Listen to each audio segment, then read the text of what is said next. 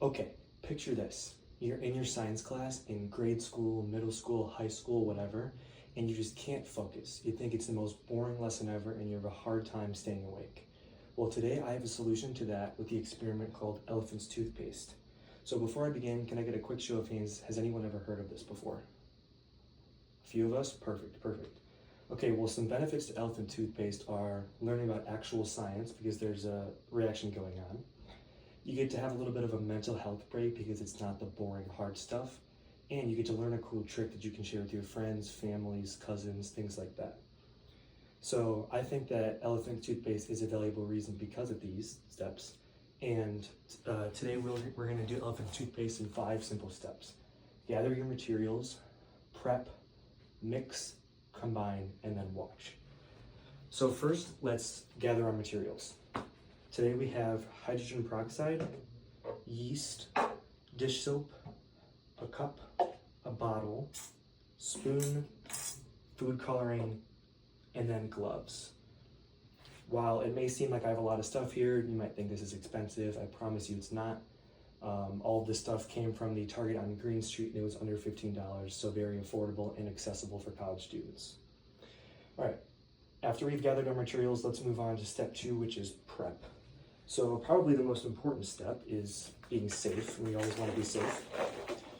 So we're going to go ahead and put on our gloves. So whoever's doing the mixing in your group, whoever's decided to be that person, you can go ahead and do this now as well. I will say now that we are using hydrogen peroxide that is 3%. If we were outside, we could use something like 6% or 10%. But because we're in a classroom and we want to stay safe, we're using a little bit less of an aggressive hydrogen peroxide solution. Okay, now that we've done step 2, let's move on to step 3, which is mix. So we're going to take our water bottle, we're going to set it on a just like area that'll catch the reaction because we don't want to make a mess. We're going to take our hydrogen peroxide and we are going to pour it into our water bottle that I provided to you until about the 3rd line. So not too much, but not too little. It'll be in the cups that'll be at your guys' tables. You just pour all of it in. I'll measure it out beforehand. Then we're going to take our dish soap. We're going to put in about yay bit. So not that much, not that little. If you wanted to make the reaction a little stronger and faster, you could do that a little more. Just because of the bubbles in it, it'll make it react faster. Take the water bottle and we're going to go ahead and mix this up. Just like that. Next, we're going to go ahead and grab our water that I provided you, and you're going to take your yeast. Inside the water, it's already measured out too, but it's about 4 spoonfuls. And then inside, you're going to pour your yeast that I provided you in. It's another about 4 spoonfuls. Close that. You can also heat your water up. That'll make the reaction happen faster. Take your spoon that I've given and just mix it up at your table. Mix it up for about 10 to 15 seconds until it's very diluted and you can't really see the graininess anymore of the yeast.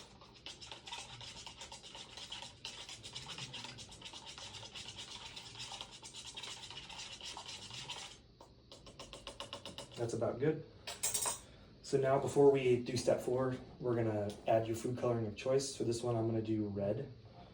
Yeah, about as much as you want. You don't really need that much, so that's 5 drops. And you'll notice once I mix this, it'll really combine and turn the whole thing red, just like that.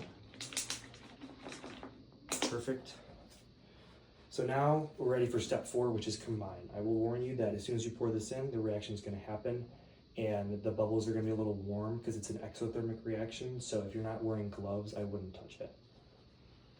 So here we go, step 4. You guys can go ahead and do this as I'm doing it.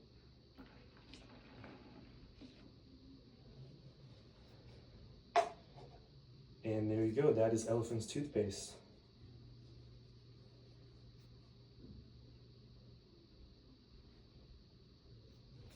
So you guys will be doing it at the same time. I'll let you guys do that. Perfect. Step 5, what we just did was just watch. It's a pretty cool thing. Again, if we were outside, it would be a little cooler because we could actually shoot it up in the air, but the only thing you'd change is using a stronger hydrogen peroxide. So me just showing you how to do it is pretty demonstrative and can help you figure that out. So yeah, to summarize, this is how you do elephant's toothpaste. It's a pretty cool thing that you can do because it'll give you a break from the hard stuff in science classes. It actually does help you learn about science though, and it's a cool trick that you can share with your friends and family. We did it through 5 easy steps: gathering your materials, prepping, mixing, combining, and then being able to watch and enjoy it. And I'll just add that the throwaway process is pretty easy. You just throw it all away to clean it up. So yeah, I think that elephant toothpaste is definitely worth learning because of those things that I've listed.